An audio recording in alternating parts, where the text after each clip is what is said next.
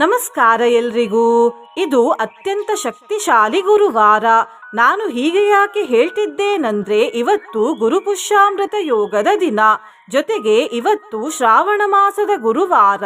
ಹಾಗೂ ಇವತ್ತು 2 ಶಕ್ತಿಶಾಲಿ ಹಾಗೂ ಶ್ರೇಷ್ಠ ನಕ್ಷತ್ರಗಳಾದ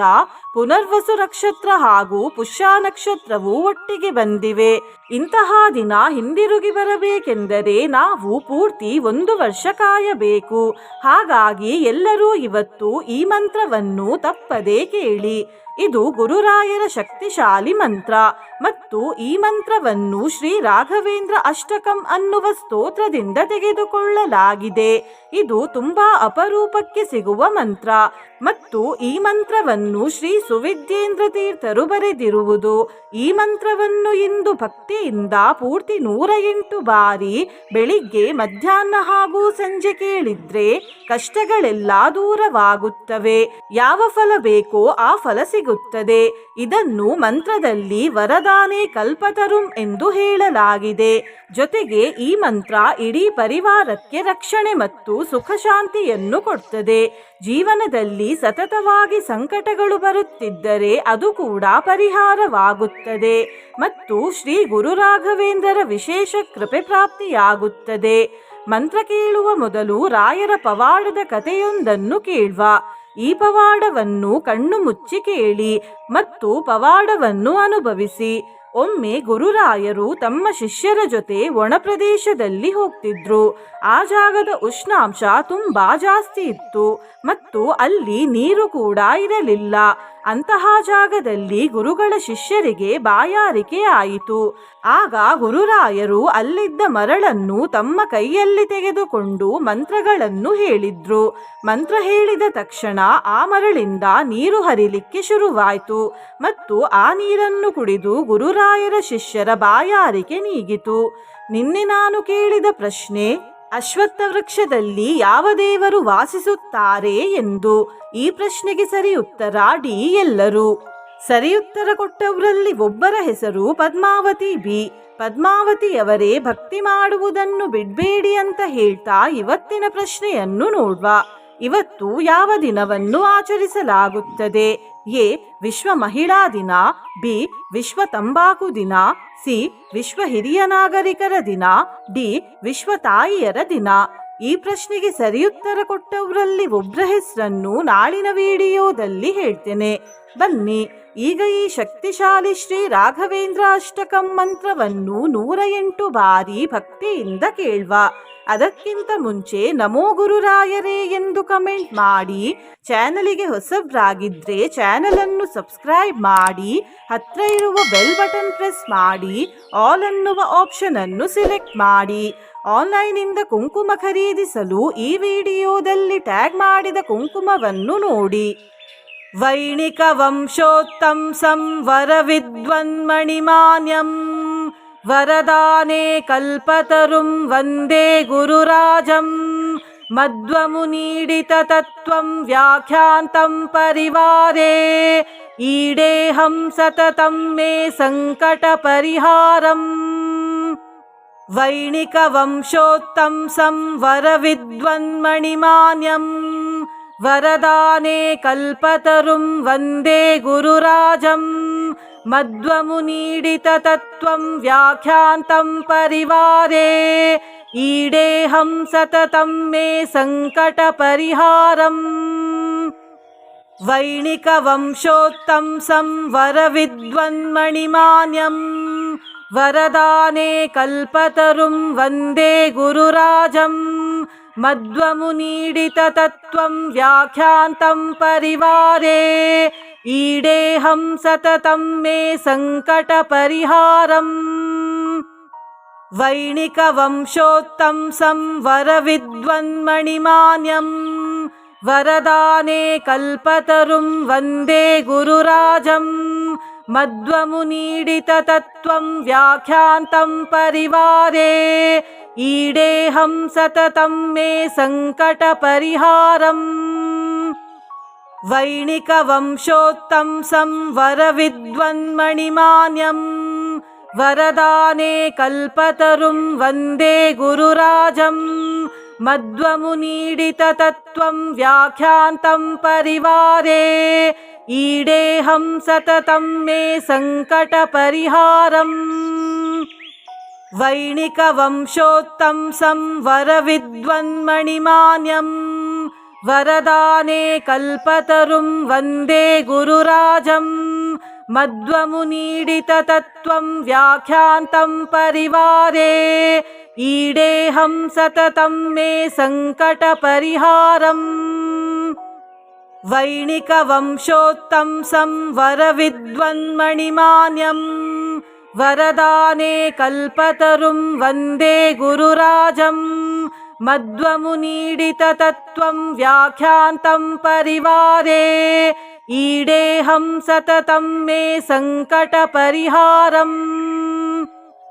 वैणिकवंशोत्तंसं वरविद्वन्मणिमान्यं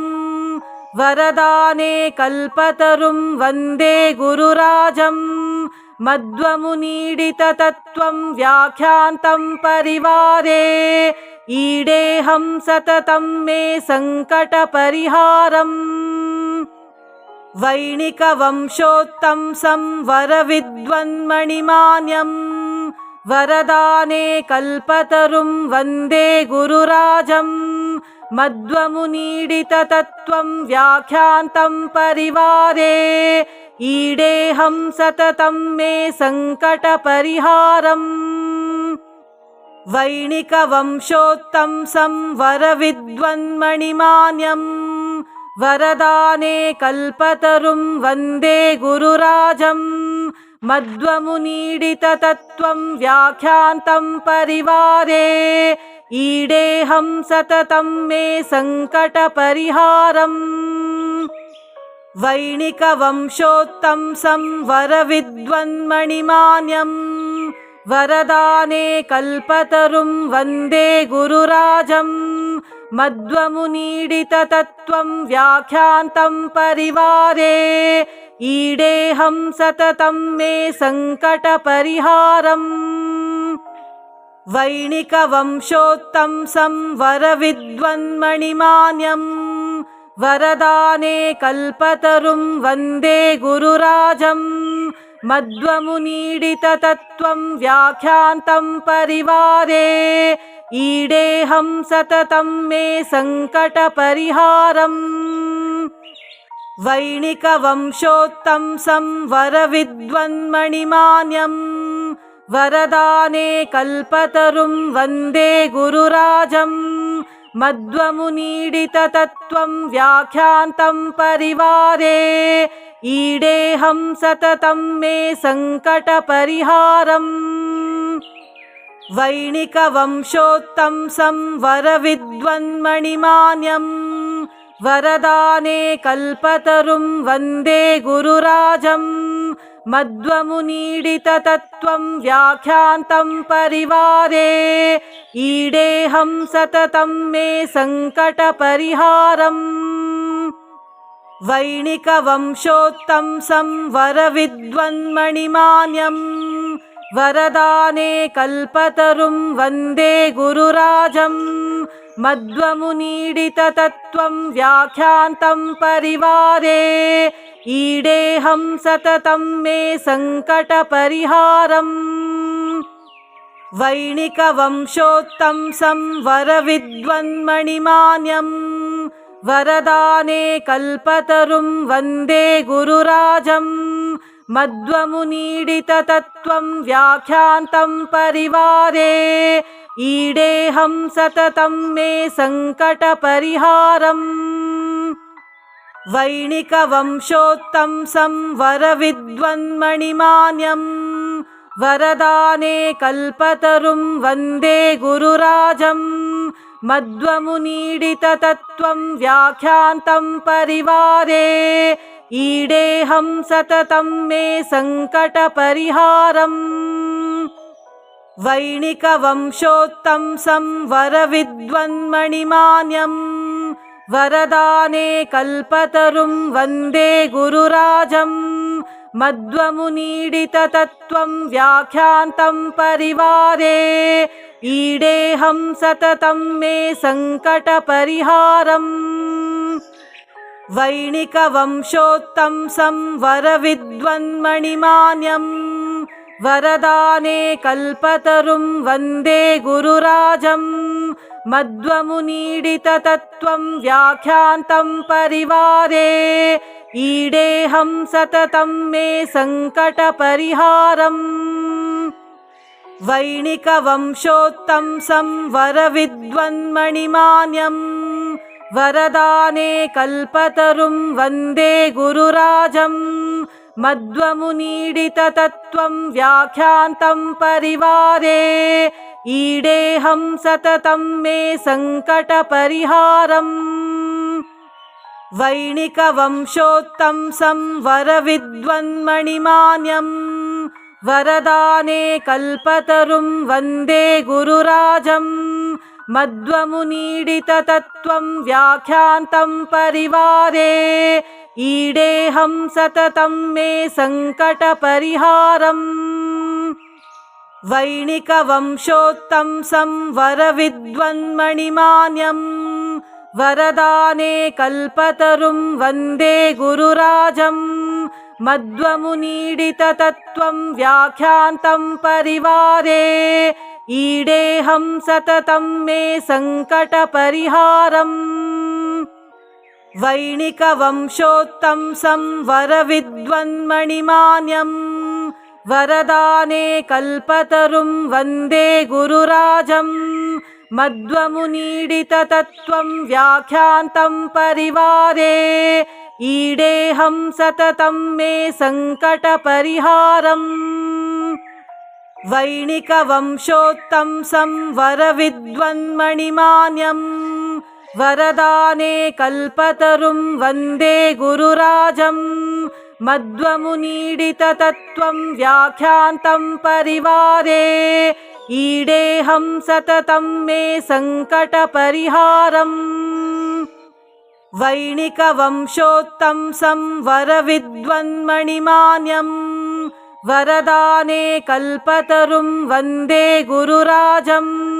मध्वमुनीडिततत्त्वं व्याख्यान्तं परिवारे ईडेऽहं सततं मे सङ्कटपरिहारम्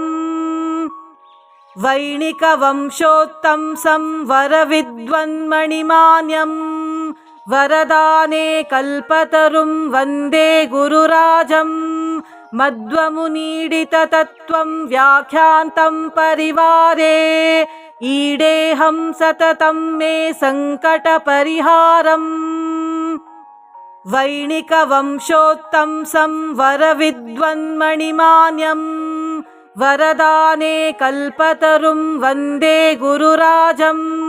मध्वमुनीडिततत्त्वं व्याख्यान्तं परिवारे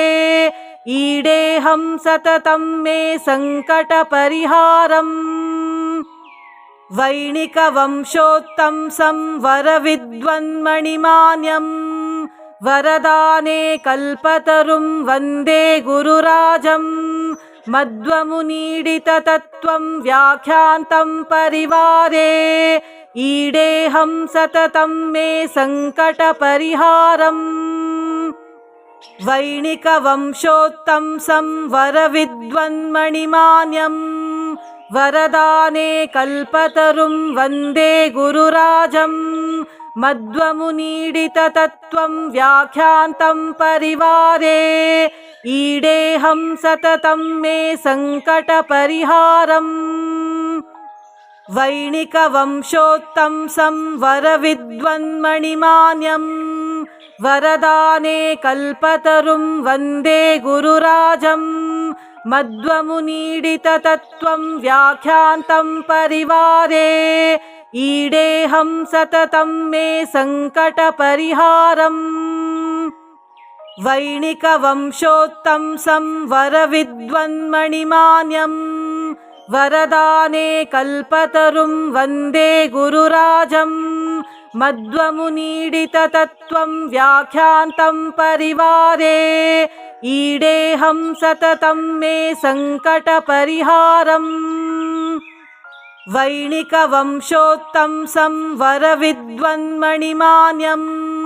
वरदाने कल्पतरुं वन्दे गुरुराजं मध्वमुनीडिततत्त्वं व्याख्यान्तं परिवारे ईडेऽहं सततं मे सङ्कटपरिहारम् वैणिकवंशोत्तंसं वरविद्वन्मणिमान्यं वरदाने कल्पतरुं वन्दे गुरुराजं मध्वमुनीडिततत्त्वं व्याख्यान्तं परिवारे ईडेऽहं सततं मे सङ्कटपरिहारम् वैणिकवंशोत्तंसं वरविद्वन्मणिमान्यं वरदाने कल्पतरुं वन्दे गुरुराजं मध्वमुनीडिततत्त्वं व्याख्यान्तं परिवारे ईडेऽहं सततं मे सङ्कटपरिहारम् वैणिकवंशोत्तंसं वरविद्वन्मणिमान्यं वरदाने कल्पतरुं वन्दे गुरुराजं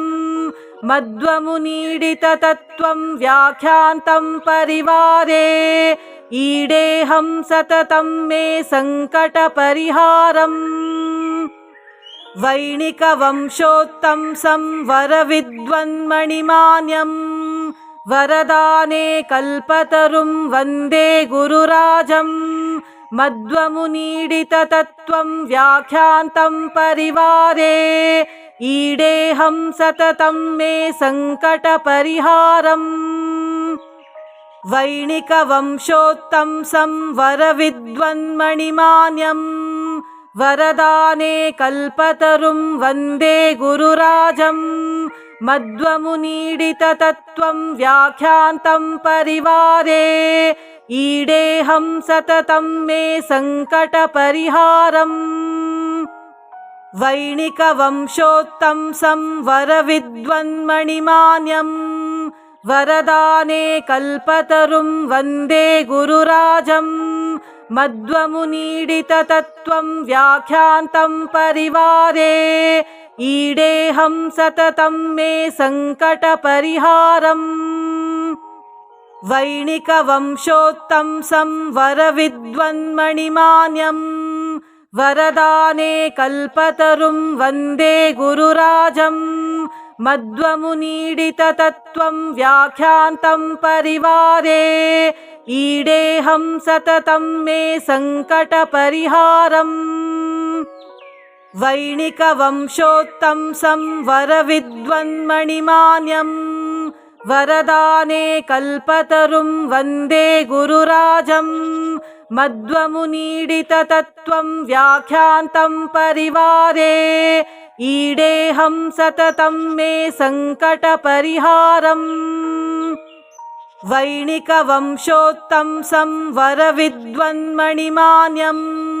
वरदाने कल्पतरुं वन्दे गुरुराजं मध्वमुनीडिततत्त्वं व्याख्यान्तं परिवारे ईडेऽहं सततं मे सङ्कटपरिहारम् वैणिकवंशोत्तंसं वरविद्वन्मणिमान्यं वरदाने कल्पतरुं वन्दे गुरुराजं मध्वमुनीडिततत्त्वं व्याख्यान्तं परिवारे ईडेऽहं सततं मे सङ्कटपरिहारम् वैणिकवंशोत्तंसं वरविद्वन्मणिमान्यं वरदाने कल्पतरुं वन्दे गुरुराजं मध्वमुनीडिततत्त्वं व्याख्यान्तं परिवारे ईडेऽहं सततं मे सङ्कटपरिहारम् वैणिकवंशोत्तंसं वरविद्वन्मणिमान्यं वरदाने कल्पतरुं वन्दे गुरुराजं मध्वमुनीडिततत्त्वं व्याख्यान्तं परिवारे ईडेऽहं सततं मे सङ्कटपरिहारम् वैणिकवंशोत्तंसं वरविद्वन्मणिमान्यं वरदाने कल्पतरुं वन्दे गुरुराजं मध्वमुनीडिततत्त्वं व्याख्यान्तं परिवारे ईडेऽहं सततं मे सङ्कटपरिहारम् वैणिकवंशोत्तंसं वरविद्वन्मणिमान्यं वरदाने कल्पतरुं वन्दे गुरुराजं मध्वमुनीडिततत्त्वं व्याख्यान्तं परिवारे ईडेऽहं सततं मे सङ्कटपरिहारम् वैणिकवंशोत्तंसं वरविद्वन्मणिमान्यं वरदाने कल्पतरुं वन्दे गुरुराजं मध्वमुनीडिततत्त्वं व्याख्यान्तं परिवारे ईडेऽहं सततं मे सङ्कटपरिहारम् वैणिकवंशोत्तंसं वरविद्वन्मणिमान्यं वरदाने कल्पतरुं वन्दे गुरुराजं मध्वमुनीडिततत्त्वं व्याख्यान्तं परिवारे ईडेऽहं सततं मे सङ्कटपरिहारम् वैणिकवंशोत्तंसं वरविद्वन्मणिमान्यं वरदाने कल्पतरुं वन्दे गुरुराजं मध्वमुनीडिततत्त्वं व्याख्यान्तं परिवारे ईडेऽहं सततं मे सङ्कटपरिहारम् वैणिकवंशोत्तंसं वरविद्वन्मणिमान्यं वरदाने कल्पतरुं वन्दे गुरुराजं मध्वमुनीडिततत्त्वं व्याख्यान्तं परिवारे ईडेऽहं सततं मे सङ्कटपरिहारम्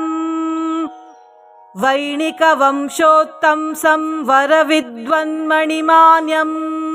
वरदाने कल्पतरुं वन्दे गुरुराजं मध्वमुनीडिततत्त्वं व्याख्यान्तं परिवारे ईडेऽहं सततं मे सङ्कटपरिहारम् वैणिकवंशोत्तंसं वरविद्वन्मणिमान्यं वरदाने कल्पतरुं वन्दे गुरुराजं मध्वमुनीडिततत्त्वं व्याख्यान्तं परिवारे ईडेऽहं सततं मे सङ्कटपरिहारम् वैणिकवंशोत्तंसं वरविद्वन्मणिमान्यं वरदाने कल्पतरुं वन्दे गुरुराजं मध्वमुनीडिततत्त्वं व्याख्यान्तं परिवारे ईडेऽहं सततं मे सङ्कटपरिहारम् वैणिकवंशोत्तंसं वरविद्वन्मणिमान्यं वरदाने कल्पतरुं वन्दे गुरुराजं मध्वमुनीडिततत्त्वं व्याख्यान्तं परिवारे ईडेऽहं सततं मे सङ्कटपरिहारम् वैणिकवंशोत्तंसं वरविद्वन्मणिमान्यं वरदाने कल्पतरुं वन्दे गुरुराजं मध्वमुनीडिततत्त्वं व्याख्यान्तं परिवारे ईडेऽहं सततं मे सङ्कटपरिहारम् वैणिकवंशोत्तंसं वरविद्वन्मणिमान्यं वरदाने कल्पतरुं वन्दे गुरुराजं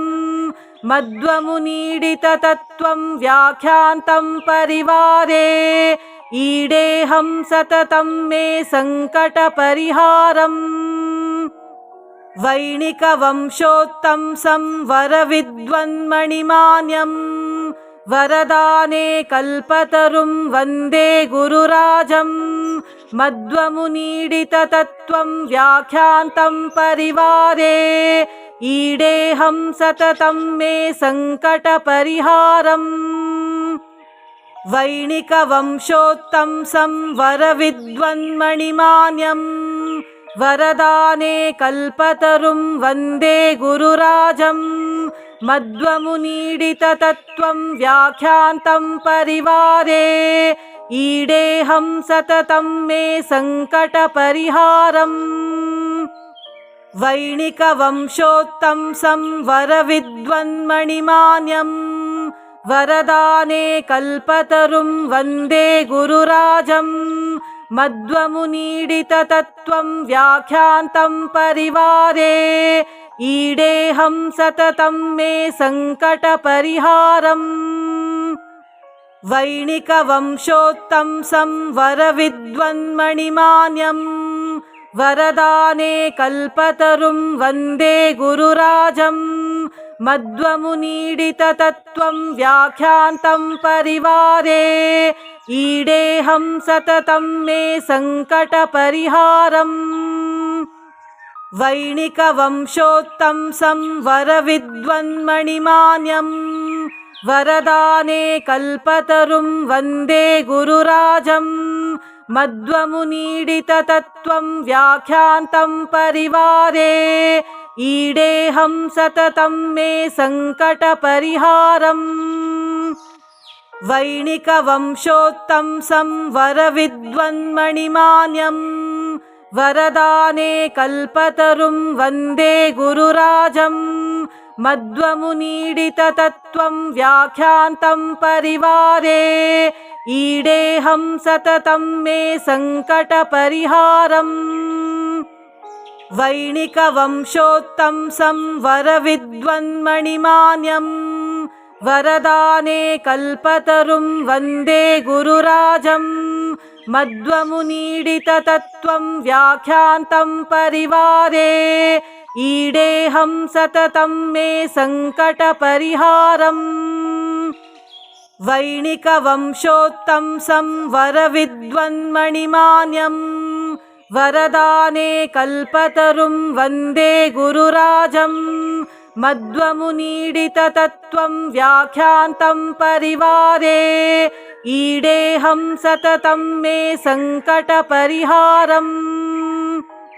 वैणिकवंशोत्तंसं वरविद्वन्मणिमान्यं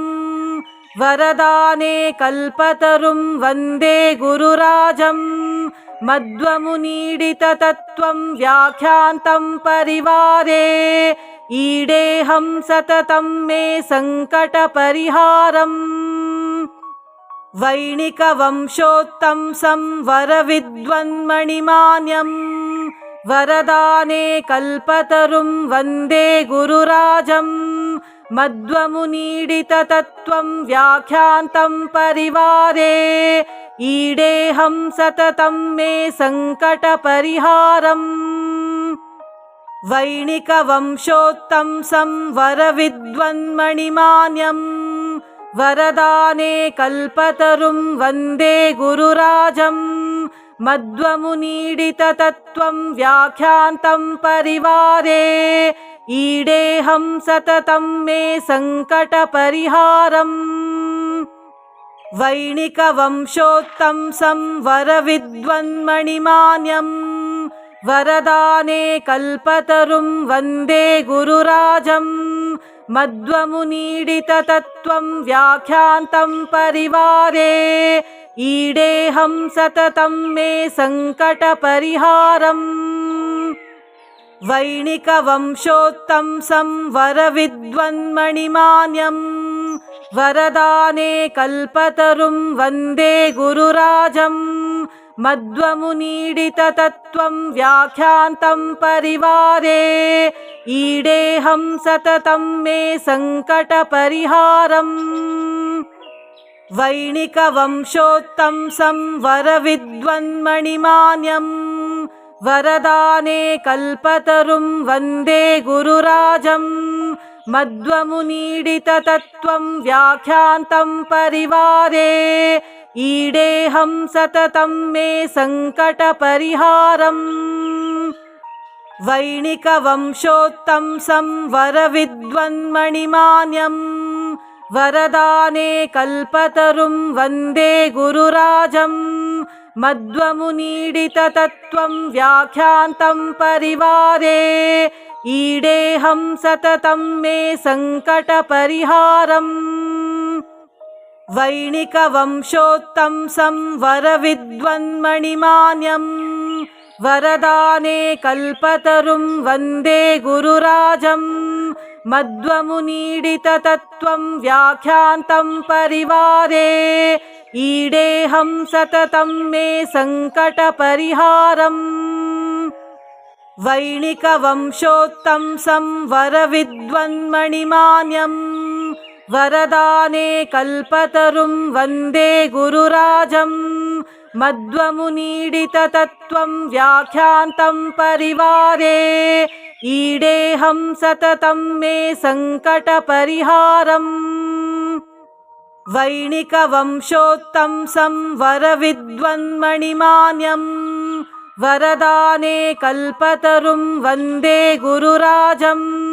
मध्वमुनीडिततत्त्वं व्याख्यान्तं परिवारे ईडेऽहं सततं मे सङ्कटपरिहारम् वैणिकवंशोत्तंसं वरविद्वन्मणिमान्यं वरदाने कल्पतरुं वन्दे गुरुराजम् मध्वमुनीडिततत्त्वं व्याख्यान्तं परिवारे ईडेऽहं सततं मे सङ्कटपरिहारम् वैणिकवंशोत्तंसं वरविद्वन्मणिमान्यं वरदाने कल्पतरुं वन्दे गुरुराजम् मध्वमुनीडिततत्त्वं व्याख्यान्तं परिवारे ईडेऽहं सततं मे सङ्कटपरिहारम् वैणिकवंशोत्तंसं वरविद्वन्मणिमान्यं वरदाने कल्पतरुं वन्दे गुरुराजम् मध्वमुनीडिततत्त्वं व्याख्यान्तं परिवारे ईडेऽहं सततं मे सङ्कटपरिहारम् वैणिकवंशोत्तंसं वरविद्वन्मणिमान्यं वरदाने कल्पतरुं वन्दे गुरुराजम् मध्वमुनीडिततत्त्वं व्याख्यान्तं परिवारे ईडेऽहं सततं मे सङ्कटपरिहारम् वैणिकवंशोत्तंसं वरविद्वन्मणिमान्यं वरदाने कल्पतरुं वन्दे गुरुराजम् मध्वमुनीडिततत्त्वं व्याख्यान्तं परिवारे ईडेऽहं सततं मे सङ्कटपरिहारम् वैणिकवंशोत्तंसं वरविद्वन्मणिमान्यं वरदाने कल्पतरुं वन्दे गुरुराजम् मध्वमुनीडिततत्त्वं व्याख्यान्तं परिवारे ईडेऽहं सततं मे सङ्कटपरिहारम् वैणिकवंशोत्तंसं वरविद्वन्मणिमान्यं वरदाने कल्पतरुं वन्दे गुरुराजम् मध्वमुनीडिततत्त्वं व्याख्यान्तं परिवारे ईडेऽहं सततं मे सङ्कटपरिहारम् वैणिकवंशोत्तंसं वरविद्वन्मणिमान्यं वरदाने कल्पतरुं वन्दे गुरुराजम् मध्वमुनीडिततत्त्वं व्याख्यान्तं परिवारे ईडेऽहं सततं मे सङ्कटपरिहारम् वैणिकवंशोत्तंसं वरविद्वन्मणिमान्यं वरदाने कल्पतरुं वन्दे गुरुराजम् मध्वमुनीडिततत्त्वं व्याख्यान्तं परिवारे ईडेऽहं सततं मे सङ्कटपरिहारम् वैणिकवंशोत्तंसं वरविद्वन्मणिमान्यं वरदाने कल्पतरुं वन्दे गुरुराजम् मध्वमुनीडिततत्त्वं व्याख्यान्तं परिवारे ईडेऽहं सततं मे सङ्कटपरिहारम् वैणिकवंशोत्तंसं वरविद्वन्मणिमान्यं वरदाने कल्पतरुं वन्दे गुरुराजं मध्वमुनीडिततत्त्वं व्याख्यान्तं परिवारे ईडेऽहं सततं मे सङ्कटपरिहारम् वैणिकवंशोत्तंसं वरविद्वन्मणिमान्यं वरदाने कल्पतरुं वन्दे गुरुराजं मध्वमुनीडिततत्त्वं व्याख्यान्तं परिवारे ईडेऽहं सततं मे सङ्कटपरिहारम् वैणिकवंशोत्तंसं वरविद्वन्मणिमान्यं वरदाने कल्पतरुं वन्दे गुरुराजं मध्वमुनीडिततत्त्वं व्याख्यान्तं परिवारे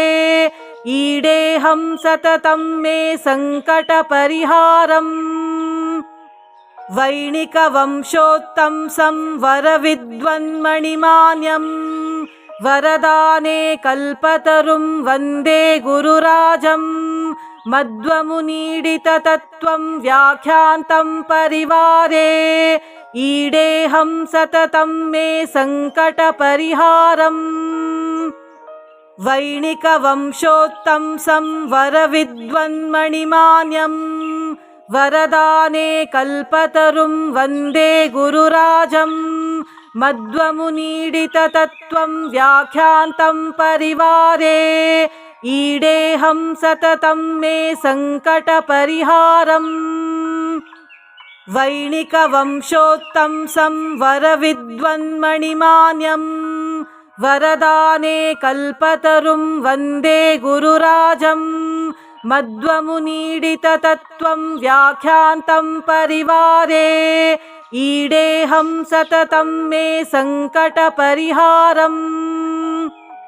वैणिकवंशोत्तंसं वरविद्वन्मणिमान्यं वरदाने कल्पतरुं वन्दे गुरुराजं मध्वमुनीडिततत्त्वं व्याख्यान्तं परिवारे ईडेऽहं सततं मे सङ्कटपरिहारम् वैणिकवंशोत्तंसं वरविद्वन्मणिमान्यं वरदाने कल्पतरुं वन्दे गुरुराजं मध्वमुनीडिततत्त्वं व्याख्यान्तं परिवारे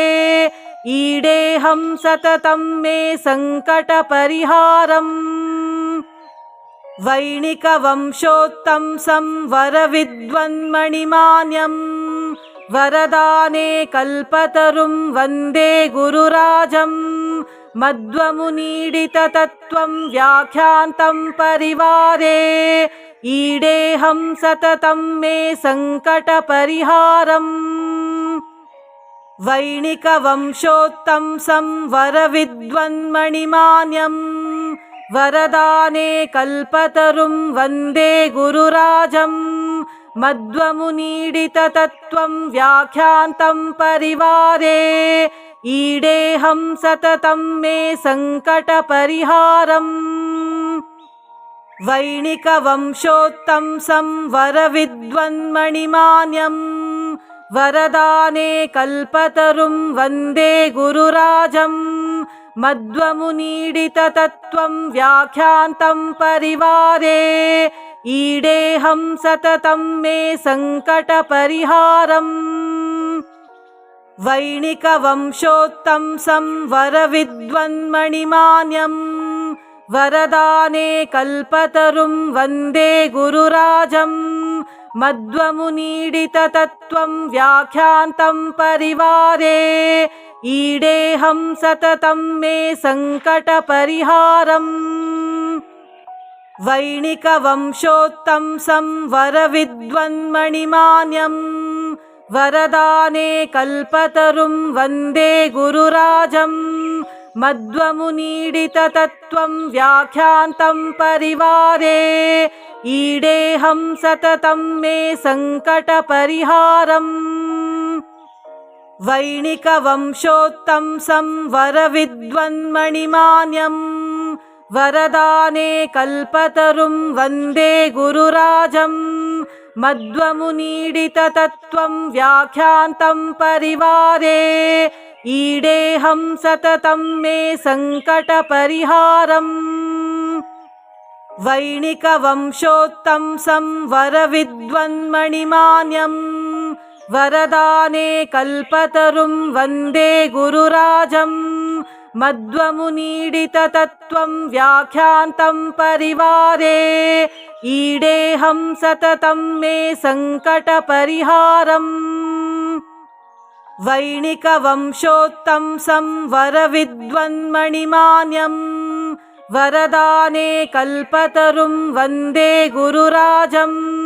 मध्वमुनीडिततत्त्वं व्याख्यान्तं परिवारे ईडेऽहं सततं मे सङ्कटपरिहारम् वैणिकवंशोत्तंसं वरविद्वन्मणिमान्यं वरदाने कल्पतरुं वन्दे गुरुराजं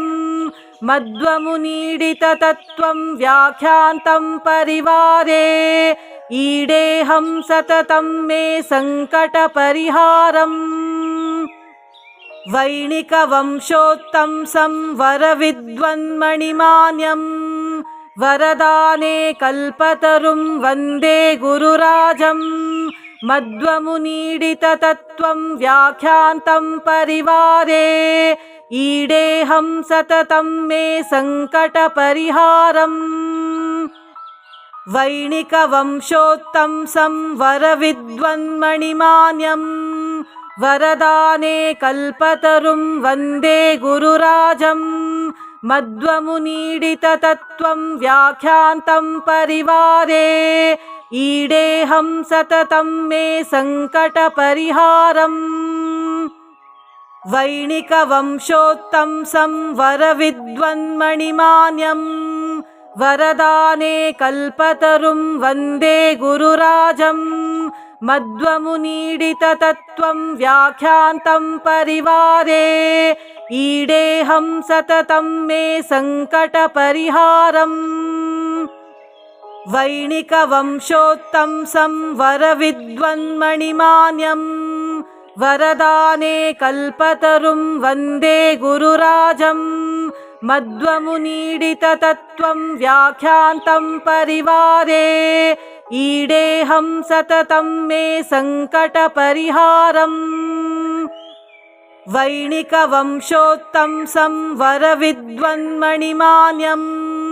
वरदाने कल्पतरुं वन्दे गुरुराजं मध्वमुनीडिततत्त्वं व्याख्यान्तं परिवारे ईडेऽहं सततं मे सङ्कटपरिहारम् वैणिकवंशोत्तंसं वरविद्वन्मणिमान्यं वरदाने कल्पतरुं वन्दे गुरुराजं मध्वमुनीडिततत्त्वं व्याख्यान्तं परिवारे ईडेऽहं सततं मे सङ्कटपरिहारम् वैणिकवंशोत्तंसं वरविद्वन्मणिमान्यं वरदाने कल्पतरुं वन्दे गुरुराजं मध्वमुनीडिततत्त्वं व्याख्यान्तं परिवारे ईडेऽहं सततं मे सङ्कटपरिहारम्